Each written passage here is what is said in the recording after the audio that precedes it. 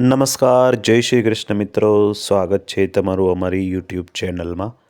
મિત્રો, આજે વાત કરીશું સફલા એકાદશીની. આ વ્રત ક્યારે આવે છે એનું શુભ મુહૂર્ત અને તેની પૂજા વિધિ અને વ્રત કથાની. તો વિડીયોમાં અંત સુધી જોડાયેલા રહેવા વિનંતી છે. મિત્રો, આપણા હિન્દુ ધર્મમાં દર મહિને આવતી એકાદશીમાં દરેક એકાદશી અલગ અલગ રીતે મહત્ત્વ ધરાવે છે.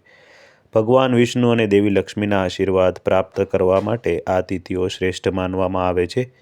આમાંથી એક સફળતા એકાદશીને ખૂબ શુભ માનવામાં આવે છે અને એવું પણ માનવામાં આવે છે કે આ દિવસે વ્રત રાખવાથી જીવનમાં સફળતા, શાંતિ અને સૌભાગ્યની પ્રાપ્તિ થાય છે.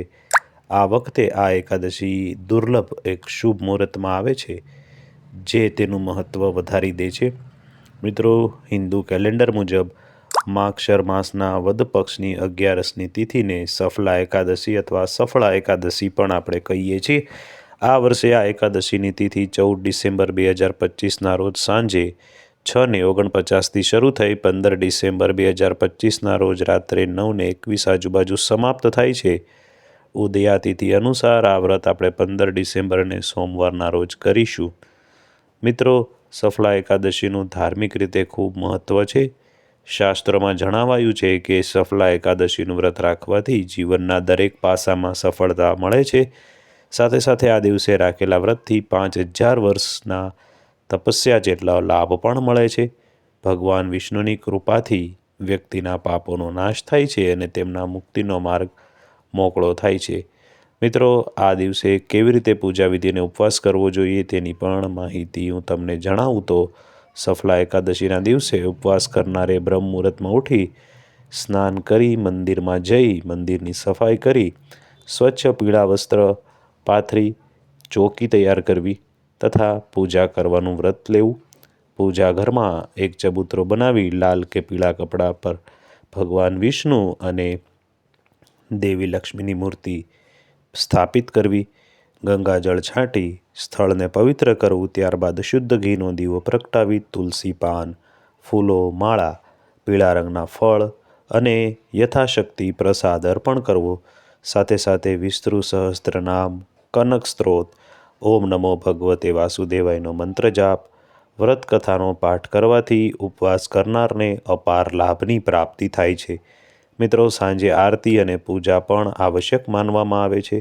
મિત્રો, અંતે તુલસી પૂજા અને તેને દાન કરવાથી ઉપવાસ પૂર્ણ કરી શકાય છે. એવું પણ કહેવાય છે કે સફલા એકાદશીનું વ્રત રાખવાથી ઘણા બધા ફાયદા પણ થાય છે. વ્યક્તિના તમામ પ્રયત્નોમાં તેને સફળતા મળે છે. આ દિવસે નિર્ધારિત વિધિ મુજબ જો પૂજા થાય તો સુખ, સમૃદ્ધિ અને શાંતિની પણ પ્રાપ્તિ થાય છે. ધાર્મિક માન્યતા અનુસાર જે લોકો આ વ્રત ભક્તિભાવથી રાખે છે તેને જીવનના દરેક પાસામાં પ્રગતિ અને શુભ પરિણામોની પણ પ્રાપ્તિ થાય છે. મિત્રો, સર્પોમાં જેમ શેષનાગ સર્વશ્રેષ્ઠ છે, સર્વ પક્ષી સમુદાયમાં ગરુડ શ્રેષ્ઠ છે, યજ્ઞોમાં અશ્વમેઘ યજ્ઞ એ શ્રેષ્ઠ છે, દેવોમાં વિષ્ણુ શ્રેષ્ઠ છે, મનુષ્યોમાં બ્રાહ્મણ શ્રેષ્ઠ છે, એ પ્રકારે સર્વે વ્રતોમાં એકાદશીનું વ્રત એ શ્રેષ્ઠ વ્રત માનવામાં આવે છે. ભગવાન નારાયણની પૂજા નાળિયેર, લીંબુ, દાડમ, સોપારી વગેરે ફળો દ્વારા પણ કરવામાં આવે છે. આ એકાદશીના રોજ દીપદાનનો પણ વિશેષ મહિમા છે. જો દીપદાન કરવામાં આવે તો ત્યાં અજ્ઞાનના અંધકારમાંથી જ્ઞાનનો પ્રકાશ ફેલાય છે. આ દિવસે દાનનો પણ વિશેષ મહિમા છે. આ દિવસે કરવામાં આવેલું દાન એ આપણા મોક્ષના દ્વાર ખોલે છે. આ યુગમાં તો આપણને શાંતિ આપે છે, પણ મોક્ષધામ સુધી એ પણ આપણને દોરી જાય છે. મિત્રો, આ દિવસે ભૂખ્યાને અન્નદાન અને ગરીબને વસ્ત્રદાન કરવાનો પણ વિશેષ લાભ થાય છે. તો આ દિવસે દાનનું પણ મહત્ત્વ જાણી અને યથાશક્તિ જે કાંઈ દાન આપણાથી થાય એ આપણે કરવું જોઈએ. મિત્રો, હવે સાંભળીએ સફલા એકાદશીની વ્રત કથા.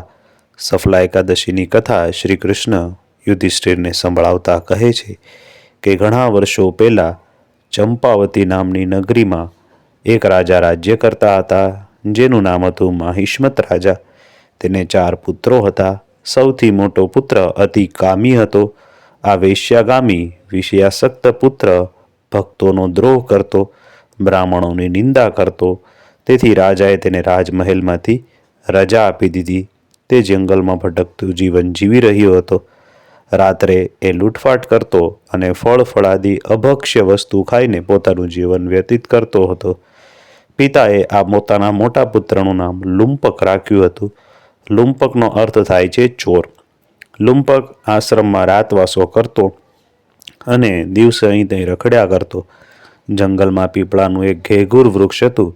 એક વખત શિયાળાની કડકડતી ઠંડી હતી. તેણે આ વૃક્ષ તળે અનાયાસે જાગીને એ શિયાળાની રાત વ્યતીત કરી. જંગલમાંથી એકત્ર કરેલા ફળ પીપળા પાસે મૂક્યા અને કહ્યું કે હે પ્રભુ, આ ફળ હું તમને સમર્પિત કરું છું. તત્કાલીન સમાજમાં વૃક્ષનું પૂજનનું ઘણું મહત્ત્વ હતું. જગતના તમામ જીવો માટે ઉપકારી અને હંમેશા જાનફેસાની કરનારો સાચો હિંસક આત્મા એ વૃક્ષ છે. જે તે દેવ સૂત્ર અનુસાર વૃક્ષ ખરેખર આમ તો દેવ જ છે. શ્રીમદ ભગવદ્ ગીતામાં શ્રી કૃષ્ણ વૃક્ષ પ્રશસ્તિ કરતા સ્વમુખે કહે છે કે વૃક્ષોમાં હું અસ્વસ્થ છું, એટલે કે પીપળો છું. અસ્વસ્થ સર્વ વૃક્ષાણમ.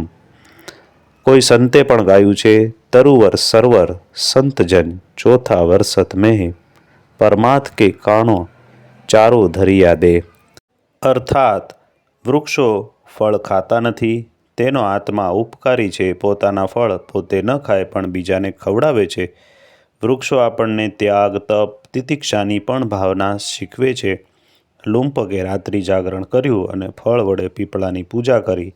કહેવાય છે કે તેને અનાયાસે જ એકાદશીના વ્રતનું ફળ પ્રાપ્ત થયું અને આ આકસ્મિક થયેલા વ્રતના પ્રભાવને કારણે તેને પોતાનું રાજ્ય પાછું મળ્યું.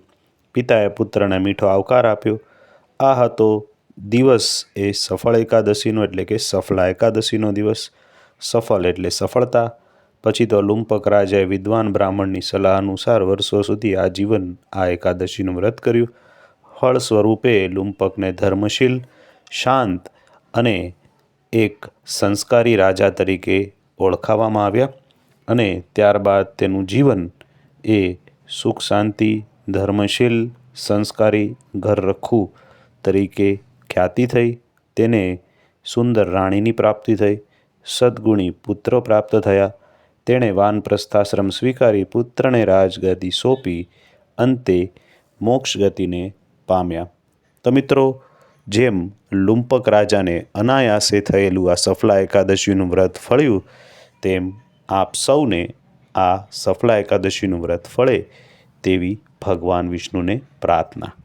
તો મિત્રો, આ હતી સફલા એકાદશીની વ્રતકથા, તેના મુહૂર્ત, તેના સમય અને તેનું મહત્ત્વ. આશા છે કે આ વિડીયો આપને ગમશે, આપને ઉપયોગી થશે. વિડીયો ગમ્યો હોય તો કોમેન્ટમાં જય શ્રી કૃષ્ણ લખવાનું ભૂલતા નહીં. ચેનલમાં નવા હોય તો ચેનલને સબસ્ક્રાઈબ કરજો અને વિડીયો ગમેલો હોય તો તમારા મિત્રો, સગા સંબંધીને વિડીયોની લિંક શેર કરજો. આપ સૌને અમારી ચેનલના જય શ્રી કૃષ્ણ.